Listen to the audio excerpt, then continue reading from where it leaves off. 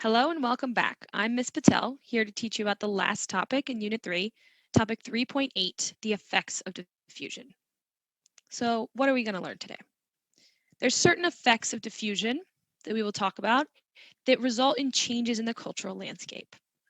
They are acculturation, assimilation, syncretism, and multiculturalism. Let's break down each of those further.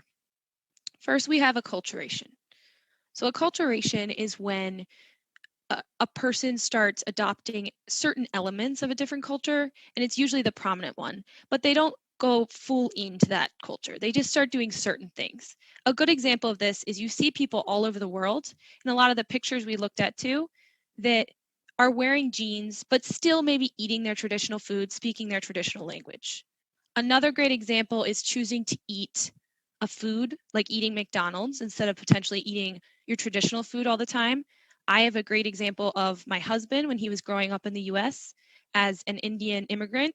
His family was vegetarian and he saw all the students at school eating burgers. And so he decided he's going to stop being a vegetarian and start eating burgers since he saw all these kids around him eating a quintessential American burger.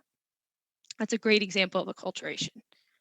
Assimilation is when it's a larger takeover of that culture, and sometimes it's forced. So this minority group eventually adopts the entire culture rather than maybe just one part of it.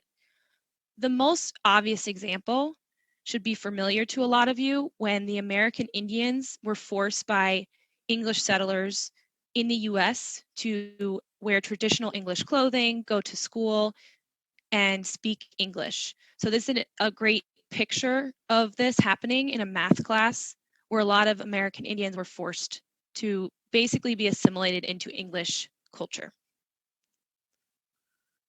Syncretism is when two different cultures merge together to create maybe something new, or there's just elements of each in mixing together.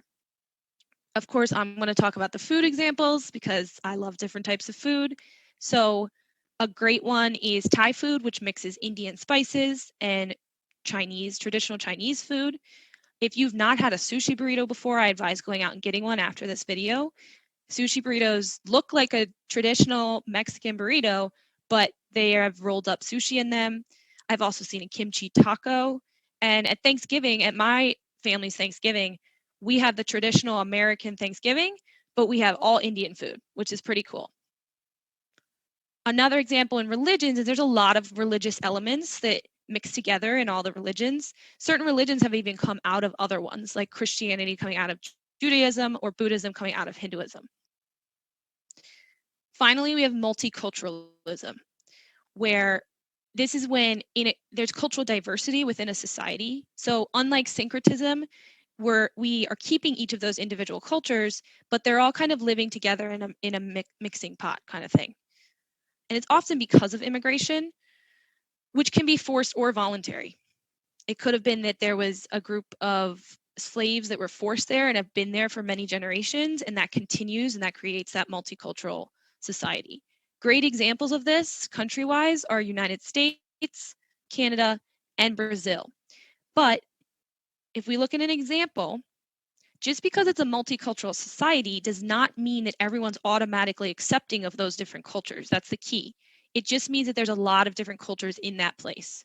So for example, if we go back to our example from 3.2 and we look at how the Inuit people are treated in Canada versus some of the American Indians in the US, we see differences about even how governments are treating those two groups of people. Let's think of it this way. If you picture a place where you live, try to think of what examples you see in your cultural landscape that are a result of these effects of diffusion. For example, in a shopping center near me, there's a halal restaurant, a Korean grocery store, an Indian restaurant, and a Vietnamese restaurant, which tells you a lot about how diverse where I live is. It's showing that all those ethnicities exist in my area, which is not something you see everywhere. If we look at a picture example, you can look at this to see if you see any cultural elements that show this effect, any effects of diffusion. So again, you can always pause to look at it longer, but right up at front, you see this hotel Lord Krishna, which is written in English, but Lord Krishna is in Hinduism. So we automatically see this mixing of different elements. We also see people wearing jeans. We see people wearing traditional clothes. So you see all these effects of diffusion in this one photo. Here's another one you can look at. So this actually, despite what it looks like, this is a picture in France, this is actually a picture in Vietnam, where because of the French influence, you're going to see this mixing of French architecture on the landscape. So how does this show spatial patterns? By looking at an example in your own neighborhood, you can think about this. You can be standing in a grocery store in my town and hear 3 different languages and see people wearing different traditional clothing. That tells me about what types of ethnicities live in my area. You can go somewhere else in the country and not see this at all. So we want to compare how we might see different spatial patterns in different parts of the world. Even in different regions within the United States, you might not see a diversity in cultures and restaurants and stuff like that. So what should we take away? We always go back to the central question of geography: where, why there, and why care? Studying these effects of diffusion, acculturation, assimilation, syncretism, and multiculturalism allows us to study these spatial relationships in different regional contexts and all over the world, which in the end helps us to do what geographers want to always do, which is explain why things are where they are and why even care. I hope you learned a lot in these videos for Unit 3, and I hope that you'll go and watch the ones for Unit 4 where we'll learn about political geography. As always, go out and find the good in the world. I promise you, there is some good. Thank you for watching.